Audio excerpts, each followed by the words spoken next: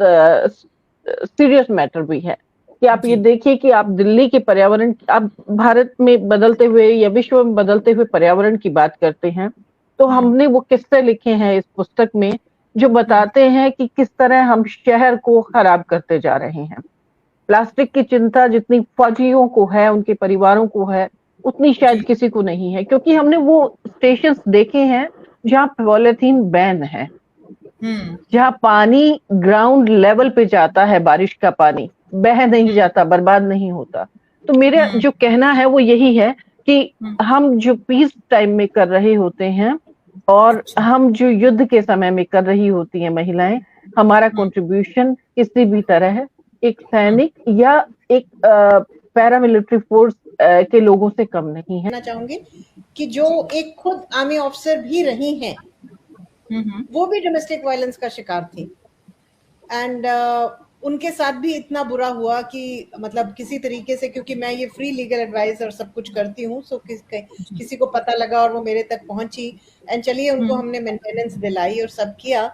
पर इशू एक ये आ जाता है कि जब भी आप किसी ऐसे दौर से गुजरते हैं तो आपको एक मेंटली स्ट्रांग, जो आपको मैंने बोला कि हमें ट्रेनिंग में दिया, सिखाया गया, हम किसी तरीके से समहाउ अपनी लड़कियों को सोशली बना देते हैं स्ट्रांग, हम उनको कॉन्फिडेंट बना देते हैं, इंडिपेंडेंट बना देते हैं, बट मेंटली टू स्टैंड, अपने लिए खड़े होना, ये हम नहीं सिखा पाते हैं, क्योंकि लड़कियां तो हम बहुत बढ़िया कर ही लेते हैं, देखते देखते सीख जाते हैं इतने सालों में। पता चला जब मैंने यहाँ पे बतौर GM ज्वाइन किया, तो बहुत शॉर्ट नोटिस पे कोई इवेंट ऑर्गेनाइज करना था, और बॉस के बाद तो खैर बहुत सारे भी करे, और कम चीजों के साथ कम समय में एक बढ़िया सा इवेंट ऑर्गेनाइज हुआ, एंड फॉर देम, उनके लिए था कि आपने कैसे कर दिया, और मुझे ये था कि अरे भैया इतने इवेंट्स हम आर्मी में देख चुके हैं, कर चुके हैं कि ये हो गया, तो क्या ट्रेनिंग स्कूल है आर्मी।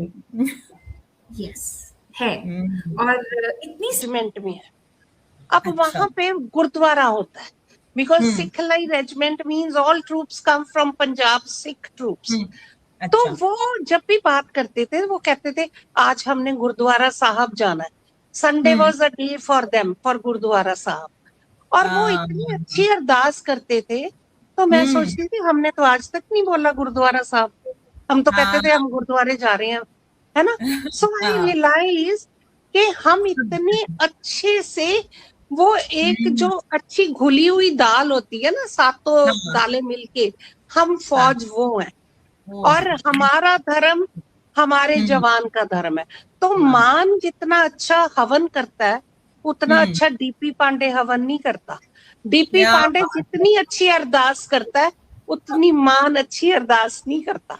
क्या बात है, मुझे बड़ा अच्छा लगा ये कि क्या रंग है जो एक दूसरे से घुल मिलकर सिर्फ हैं। और सबको बताती भी हूँ जो क्षितिज फाउंडेशन से नहीं जुड़े हैं, जुड़ जाइए, क्योंकि कभी भी डिप्रेशन के कोई एक पल आपको जीवन में लगे तो एक कॉल आप कर सकते हैं रंजीता जी को, उनसे जुड़ के, और आप, मैं यकीन मानिए कि आप उठ के खड़े हो जाएंगे कि आज तो मुझे कुछ कर लेना है, कल का भरोसा नहीं है।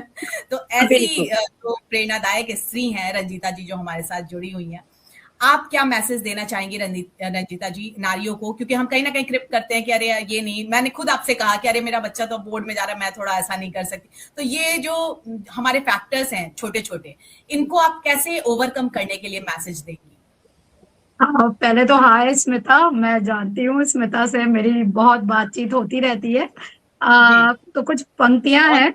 मैं इतना नहीं सोचती कुछ करने से पहले, बस काश नहीं बोलना मरने से पहले, छोटी सी जिंदगी काम आ जाए किसी के, कि रोशन कर जाऊं जहां उम्र गुजर। And when there I realize कि उनका भी यही था कि पहले मैं बच्चों को पढ़ा लूं, फिर मैं ये कर लूंगी, फिर मैं बच्चों की शादी कर लूं, एक बार बच्चे सेटल हो जाएं, और करते करते कब उनका वो, यानी शी जस्ट पास्ड अवे। तो आई फील लाइफ जो है, जो हमको लगता है एक जगह रहने से, जैसे जो भाई 20-20 साल से एक ही घर में रह रहे हैं, एक ही जगह रह रहे हैं, उन्हें लग रहा है हमारे पास बहुत समय है। और जब हम अलग अलग जगह जाते हैं, हमें ये पता है कि ये समय भी बीत जाना है, वो जगह भी चली जानी है, वो लोग भी चले जाने हैं। तो जो भी आप चीज कर रहे हैं, काम कर रहे हैं, उसमें 100% अपना देखिए। अगर जब आप अपने आप ही पॉजिटिव हो जाएंगे कि जो खराब दिन है आप उसे भूल जाइए, जो अच्छा दिन है उसे पकड़ के रखिए, तो मोनोटोनस लाइफ लीड करने की जरूरत नहीं है कि 20 साल से हम एक ही काम कर रहे हैं। हम जब हम मुहूर्त निकाल रहे हैं कि सेकंड्स का हिसाब रखना होता है। यकीन मानिए, प्रकृति हमें सिखाती है कब आपको जन्म लेना है और कब आपको इस दुनिया से चले जाना है, वो सेकंड होते हैं और हम घंटों का हिसाब नहीं रखते। तो मैनेजमेंट सीखना होगा। और भारत को यदि तरक्की करनी है, विश्व पटल पर अपने आप को एक नई पहचान स्थापित करवानी है, हमारे देश को, हमारे नागरिकों को, तो हमें ये याद रखना होगा कि प्रत्येक सेकंड न सिर्फ मेरा कीमती है बल्कि आपका भी। अगर आज मैं बाकी दर्शकों को छोड़ दूं, हम यहाँ 6 लोगों को ही सिर्फ गिनूं, अगर मैं 1 मिनट लेट होती हूँ यानी मैंने सबका 1-1 मिनट खराब किया, यानी 6 मिनट खराब किए। और अगर मैंने 1 मिनट का ध्यान रखा यानी 6 मिनट का ध्यान रखा। सबकी कीमत इतनी ही है वक्त की। दूसरी बात जो हम अभी बात कर रहे थे कि हम इतने खुश कैसे रह लेते हैं, चाहे हालात जो भी हैं। देखिए, सिविलियन अगर हो सकता है ज्यादा से ज्यादा रोड एक्सीडेंट में अचानक अगर मृत्यु आती है तो, या कहीं किसी और बीमारी के कारण। फौज में मौत एक अनसर्टेन लाइफस्टाइल है हमारा कि न हमारे खेतों की रखवाली करते हुए हमारी मौत आती है और न ही हम अपनी किसी चीज के लिए। हमारे जो सैनिक हैं वो बॉर्डर की यानी देश की रक्षा में अपनी जान दे देते हैं। तो उस माइंडसेट के बावजूद भी कि हमें कुछ भी कभी भी हो सकता है, हम सब महिलाओं को पता होता है कि हमारे पति फॉरवर्ड में हैं या मेरा पति आज नहीं तो कल फॉरवर्ड जाने वाला है। उसके बावजूद भी हम तो खुश रहना जानते हैं। समय बस यही है जो अभी हम जी रहे हैं। मैंने कोरोना काल में देखा कितने घरों में तलाक हो गए और कितने परिवार ऐसे थे जिन्होंने मुझे ये बताया कि वंदना जी, हम तो इससे अच्छा समय कभी बिता ही नहीं पाए क्योंकि मेरे पास टाइम नहीं था या मेरे पति के पास टाइम नहीं था। बहुत से मित्र ऐसे भी हैं जिन्होंने ये बताया कि वंदना जी, मैं अपनी पत्नी और बच्चों के साथ कभी बैठा नहीं था। इस कोरोना काल ने हमें वो समय दिया। तो it depends on you and your mindset कि आप इस समय को कैसे उपयोग में ला रहे हैं। और जीवन क्षणभंगुर है। आप फौज से सीखिए सच में कि जीवन कैसे जिया जाता है। हम थोड़े में ज्यादा जीते हैं, यानी हमें क्वांटिटी नहीं क्वालिटी। बच्चे कितनी जगह सफर करते हैं, हम कैसे करते हैं, पर हमने उसे अपना प्लस पॉइंट बना लिया है। किसी भी फौजी से पूछिए, मजे से हंस के कहते हैं हमारे बच्चे तो इतने स्कूल पढ़े। सब लोग कहते हैं इसलिए वो इतने कॉन्फिडेंट है। तो हमने ये चीज सीखी।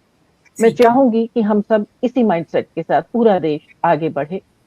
और आज हमारी बातों को सबने सुना, इसके लिए आप सबका बहुत आभार। प्रेरणा, आप इसी तरह बहुत कमाल कार्यक्रम लेकर आती रहें। मेरी बहुत सारी शुभकामनाएं हैं हम सब की तरफ से, सारे श्रोताओं को, सारे दर्शकों को